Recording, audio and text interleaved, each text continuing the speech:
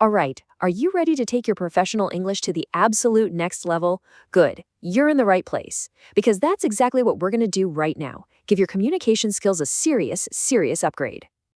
You know that feeling, don't you? Where your English is fine. It's good. But there are these little nagging errors that just kind of chip away at your confidence. It feels like you've hit a plateau, and it can really subtly affect how you're seen in a professional setting. Well, you know what? Today is the day we close that gap for good. Think of this as your new toolkit, specifically designed to fix those common, high-frequency mistakes. We're going to get you from proficient to polished. So, let's start with the foundation. First up, let's pop the hood and look at what I like to call your grammar engine. This is the absolute core of everything. If you get this running smoothly, every sentence you build will be so much more accurate and professional. Okay, so take a look at these examples right here. This is all about subject-verb agreement, and it's one of those fundamental rules that's surprisingly easy to miss when you're speaking fast. So remember, in the present tense, if your subject is a single person or thing, he, she, it, Dr. Novak, that verb need an S. So it's not have, it's Dr. Novak has experience. It's not don't, it's she doesn't understand. It's a tiny change, but wow, it makes a huge difference. And here's where it can get a little tricky, but it's so important. Look at this sentence. Your brain might see 3 senior consultants right next to the verb and think, okay, that's plural. But hold on, who is actually doing the disagreeing? It's the head.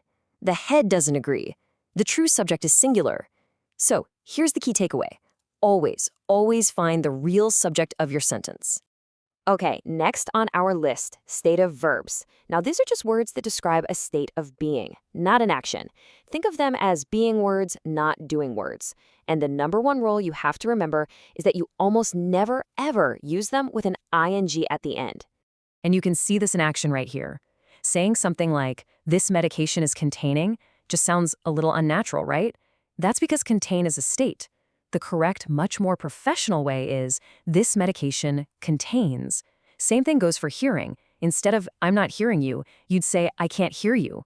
It just sounds cleaner, more direct, and honestly, it makes you sound way more fluent. Okay, so we've tuned up the engine. Now let's talk about choosing the right tools for the job. If grammar is the engine, then your word choice, especially these things called collocations or word partnerships, is all about precision. It's about sounding like you know exactly what you're talking about. This table? It's a perfect example.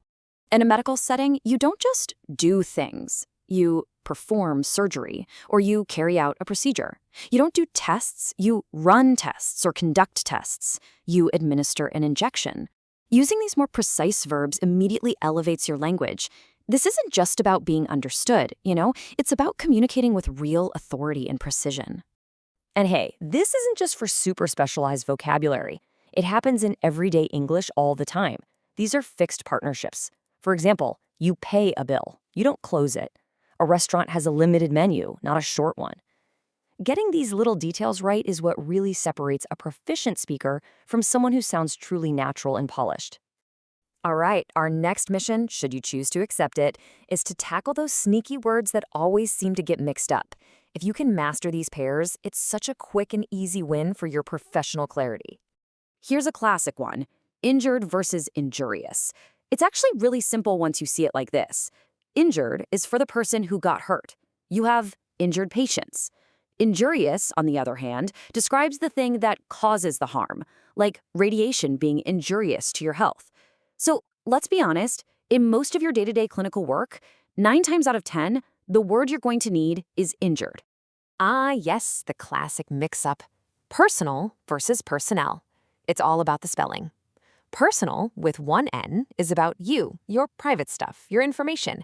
But personnel, with 2 N's, is about us, the whole team, the staff, all the employees. Just remember, 1 N is you, 2 N's are the crew. And a really quick but super important reminder about word formation. Just ask yourself, is my word describing something or is it naming something? Are you talking about protective equipment, the adjective, or are you talking about how it offers protection, the noun? Paying attention to the word's job in the sentence is absolutely key. Okay, let's move on to the finer details. I like to think of prepositions as the final polish. They're these tiny little words, but man, when you get them right, it signals a true mastery of the language. So let's do a quick preposition checkup, shall we? Just burn these into your brain. Something depends on something else. A team consists of its members. You are demanding of yourself. You are at work, and you take a day off on a specific date. I know, these have to be memorized, but getting them right is such a massive confidence boost. Okay, listen up, because this next one trips up everybody, even advanced speakers. At the end versus in the end. At the end refers to a specific final point in time or space. At the end of the day, at the end of the street. But in the end means finally or eventually after a long process or consideration. In the end, we made a decision. It's a subtle difference, but it completely changes the meaning. All right, for our last section, let's move beyond just the technical stuff and get a little more, personal. Because great communication isn't just about being accurate. It's about expressing yourself in a way that sounds natural, human, and authentic. Just look at this quote, running on empty. I mean, how powerful is that? It paints such a vivid picture of complete exhaustion. It's an idiom that native speakers use all the time, and it has so much more impact than just saying, I was very tired.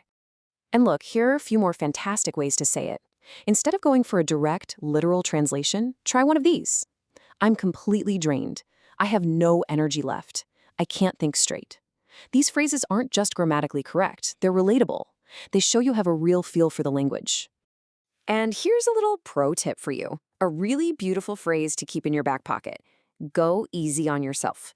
It's what we say when we want to talk about being kind and less strict with ourselves, especially when things are tough. It's such a warm human phrase.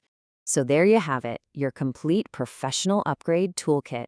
We matched verbs to their true subjects, we tamed stative verbs, we chose precise word partnerships, we mastered those tricky words and prepositions, and we learned how to express ourselves naturally.